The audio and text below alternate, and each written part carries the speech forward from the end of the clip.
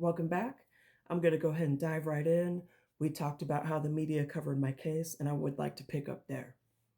So, I would like to say a big thank you to Baxter and Jason for the journalism. You guys were two of the first journalists that actually took my case seriously and took the complaints of employees from that organization seriously. And I don't know if you guys know how much that mattered to people because hardly anybody listens because it's a glittery basketball team and they're just allowed to make up the narrative and hold up justice. And even when the NBA league office mandated this organization to change, they turned their nose up at the mandates. And I was actually disgusted when Adam Silver, who's the commissioner of the NBA, praised Matt Ishbia for all the work he'd done to turn the things around because I worked there when he came on and he didn't do anything to turn anything around. And that's just the truth. Because he knew he didn't have to. And with me, what I noticed is after I filed my lawsuit, a lot of people just dismissed my lawsuit as, oh, it's a money grab. And she got fired because she was bad at her job. And I cannot believe that there were news outlets that printed that when in my quarterly review and my annual review, I got the highest marks you could get. And I got fired because a young white female yelled at me at work. And that was not the first time she got loud with me in the workplace. And then there was another white female who used to always spread lies and rumors about me, talk about how I slipped my way to the top. And she would always use racist stereotypes, like I was always yelling, screaming, and cussing and yelling at people, behaving aggressively.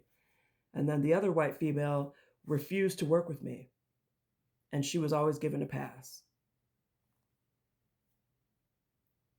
But after I filed a lawsuit and did my press conference, another employee at Jason, a white man, he decided to file a lawsuit as well because he saw my press conference and he was inspired to file his own lawsuit.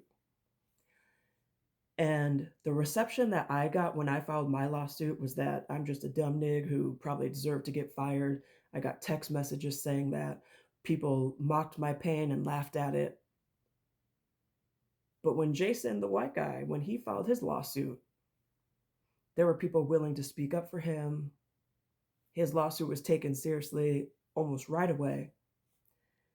And then there was another female, I'm not going to say her name because originally she filed as Jane Doe, and then that organization made her release her name, but I'm not going to say it because I respect people's privacy.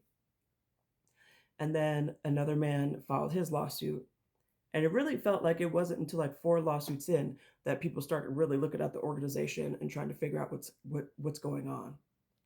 And while it's not my place to divulge why one of the people dropped their lawsuit, once again, the leaders of the organization took that as a like, see, we didn't do anything wrong.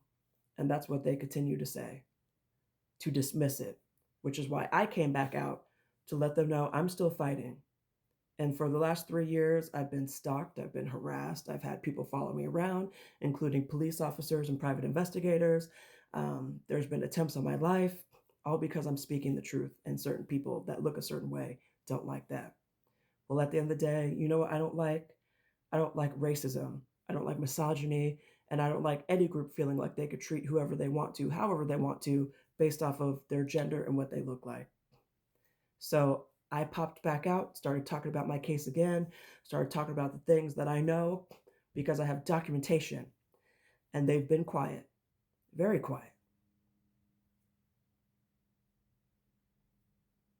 And I had someone reach out to me wanting to settle out of court. Absolutely not. Because at this point in time, the damage that has been done is irreparable. But the media,